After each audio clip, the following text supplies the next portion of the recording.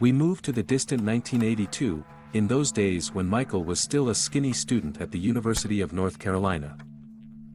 And in those days when the popularity of his person extended exclusively to places in the vicinity of this institution and, probably, the state. The story originates in the book, or rather in the ESPN collection, which was released in the 2009 year under the title Who is Michael Jordan? At first glance, this book does not represent absolutely anything remarkable, since it simply contained rare photographs of Michael with a short narration of his main career turns, most of which, of course, you have already known for a long time. However, one story from this collection is definitely worthy of our attention, because in it the author Donald Alexander tells about an amazing day that could take the life of Michael Jordan with such stupid events and circumstances that it is even somehow difficult to believe in it.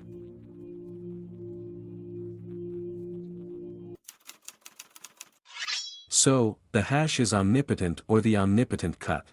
In 1982, even before Jordan made his winning shot in the NCAA championship against Georgetown, Dean Smith, then the coach of North Carolina, received an unexpected call from Bill Glass, the man who hosted the annual evangelist show for prison inmates. Yes, do not be surprised, such a thing actually exists to this day. This man called Dean Smith for a reason, since his show has almost never done without invited stars from the world of sports before, so that they could play with prisoners in a particular sport during the show, depending on which sport they came from, and give them not only advice for the future, but a reason to write a letter to the families with a story about unusual bones in the walls of the prison. So, when asked if Carolina's coach could give him, for example, Jimmy Black or Sam Perkins for this event, he receives an unequivocal refusal. But after talking a little more with the coach, he still agrees to allocate one little-known guy named Michael Jordan to the event for him at that time. Not to say, of course, that Bill was absolutely happy with this turn of events, but it was already stupid enough to refuse at that moment. Still, it's better than nothing at all. But at that moment Bill did not even suspect that when the time of his show came, Michael would have already scored a winning shot by that time, becoming a truly local sports star, and that his arrival would be a really big event for any event, and even more so for the Champions Glass weekend, which takes place in prison. Yes, in fact, having shortened part of this story, I will say right away that the championship in which Jordan took part as a result was excellent. The prisoners warmly welcomed the young star, had a great basketball game with him, and of course Jordan's team won.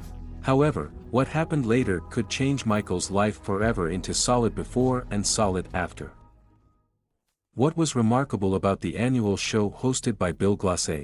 The fact that his program included not only, so to speak, sports activities with stars, but also a fucking show program, the highlight of which was a martial arts expert from Tennessee, Mike Crane, whose tasks included absolutely moronic cutting watermelons and all sorts of different fruits on the bellies of volunteers, blindfolded and using samurai the sword.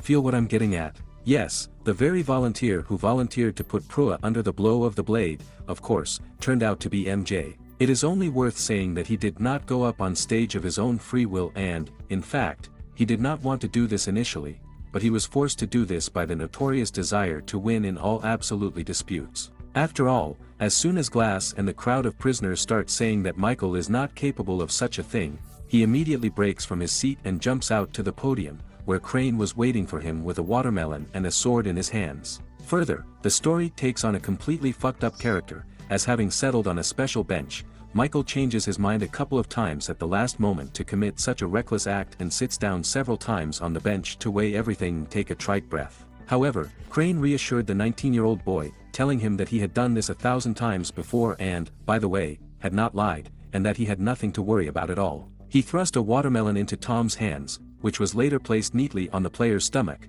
asked him to blindfold him and himself, and prepared for his main blow in his career. Swinging his sword and hitting a watermelon, at the last moment, apparently on reflexes, Michael flinches, raising his right thigh, and the blow from this turns out to be a little smeared, as a result of which the watermelon was not really cut, and the crowd of prisoners reacted to it, to put it mildly, in no way. To which, in response, Crane had no choice but to put another berry on Michael's stomach and repeat his attempt. This time everything turns out as it should, the watermelon flies in different directions, the audience is happy, but there was one small but. After hitting the second time, Crane turns out not to count his blow and cuts through the result not only the subject that all tourists visiting the Krasnodar territory right from the fields, but also Jordan's warm-up jacket, which was presented to him in a single copy at an international tournament, because of which Michael immediately begins to make a fuss at the event, saying like, "What the fuck is this? What's going on here at all? What the hell did you cut an expensive jacket for me?" And I went, "Stay with your watermelons and swords here on your own."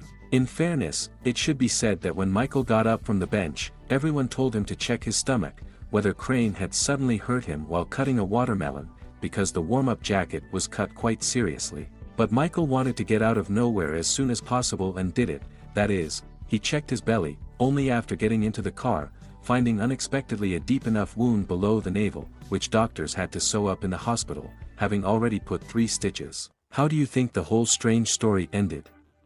Well, first of all, Michael, returning to the dorm, tried to hide the fact of what had happened to him, but his silence was essentially meaningless, since the story of the incident still reached the walls of the university, which is why he often had to confirm the fact of the demonstration of the scar on his stomach. Secondly, some believe that it was after this that Jordan became a deeply religious person, since he simply realized how close he was to death at that moment.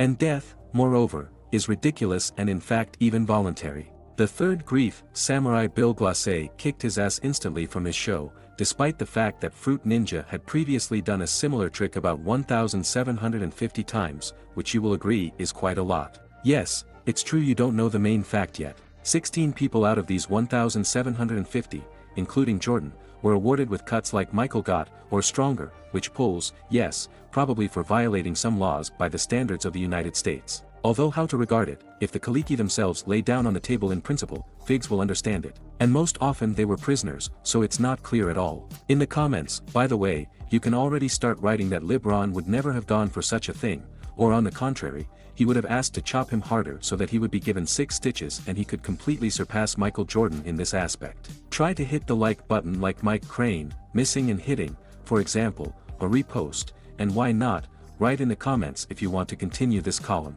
And in principle, that's all there is to it. I've already told you about the thumbs up, about the comments. I haven't said everything about the comments yet, because please write below whether you have heard something similar before or not. Personally, as for me, Michael continues to open up to us from new sides, he will always have some secrets hidden for us, and in my opinion it's cool. Well, why not? We always learn something new. That's all, there's nothing more to say. We will hear and see you as always very soon. Perhaps we will even open some next secret room in the history of the NPS, but only on condition that you yourself want it.